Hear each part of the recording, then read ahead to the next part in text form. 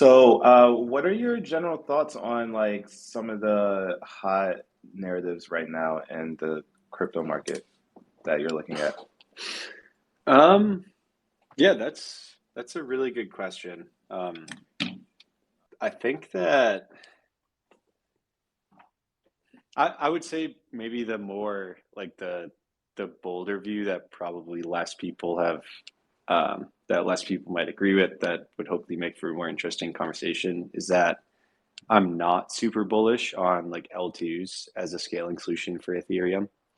I think a lot of people like hear the pitch and the narrative, and they're like, "Oh, if you just do all the execution off chain on Ethereum, then we can scale this thing up great, and then we can have mass adoption. Like fees, there's no more fees. Like it's kind of like the fix."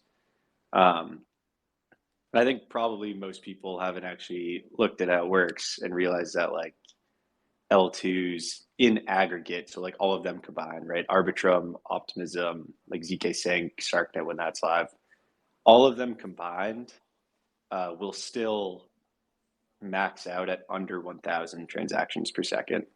And I really think that in order to get crypto to a place that like it can actually be useful, like we need to be much higher than that. Um, there's obviously like on the Ethereum roadmap, there will be like proto dank sharding or something in like 2025 or 2026. So they're trying to fix that, but like in general, as it stands right now, like I don't think with L2s like ETH is like if we bull market again and there's a lot Okay. more demand for block space, like we're gonna have the same problems with ETH that we had in 2021. Um, Right. so I think that So what do you think yeah, the solution for that would be? Or like the alternatives more so?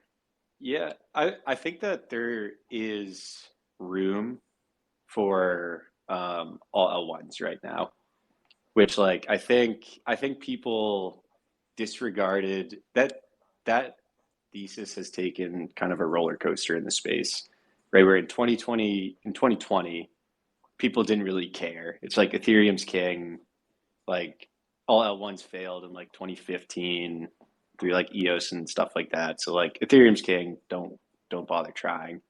In 2021, I think people kind of went over the skis the other direction where they're like Solana's the future, myself included in this. But they're like Solana's the future or like Avalanche or Near or pick, your favorite pure play all L1.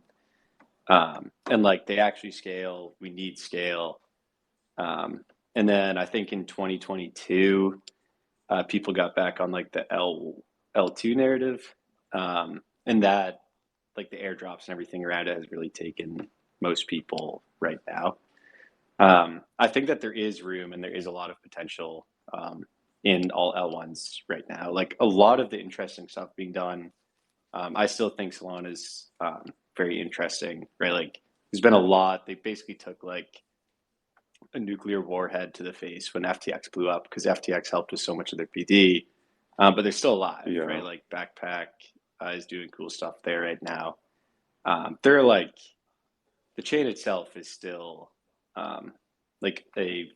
I think it still has a path towards like being an actual scalable solution. I don't think it's perfect. There are like a bunch of other variations in like the Cosmos ecosystem for all L1s, and then like other ones that are coming up as well. So I don't think that narrative is dead, and I think it's really just going to be the one or two of them that land like kind of that real world use case that gets like natural and organic demand for the block space that will probably win out and set a new standard. So like if there is real Right. organic demand for block space in the next 3 years, um, I think it probably ends up on some type of all L1, or it just completely dominates Ethereum mainnet. But like I think that that's probably less likely. Right. So do you think the growth of these all L1s will be driven by like a particular use case, like Solana for gaming, um, Hedera for like the enterprise use case? I'm not sure why I chose them, but yeah. Do you think like the growth of L1s will be more so focused on the use case, or do you think that they'll mostly be general purpose? L1s like Ethereum? Um, I would. I think it depends which comes first, right? It's kind of a chicken and egg problem to start. Um, like there is a chance, say, like there's a game that becomes really, really popular, and they want to integrate with, they want to have like a crypto solution for their in-game token or NFTs or whatever. Um, they, if they launch their own chain, then it'll be like a very app-specific chain, probably like a Cosmos type thing. Or they could partner with like a Solana, um, or Polygon, or like name your other. So like I think that either could happen. Um, I would guess I'm probably more confident that it starts with the chain and like you just throw enough spaghetti at the wall and eventually something hits like mass appeal. Like we kind of saw that happen with NFT trading. Like I think if you try to predict it in 2020, you'd be like, it would be very hard to kind of see what that path looks like. But then it happened, right? And it like Yeah. took over crypto. It took over everyone's mind share. So I think things just like every 2 or so years, 2 or 3 years in crypto, I feel like there's some new use case, or some new thing that people grab onto. Like DeFi was obviously a large one. NFTs were a large one. I think that that probably happens again. I would bet and hope that it might be something along the lines of gaming.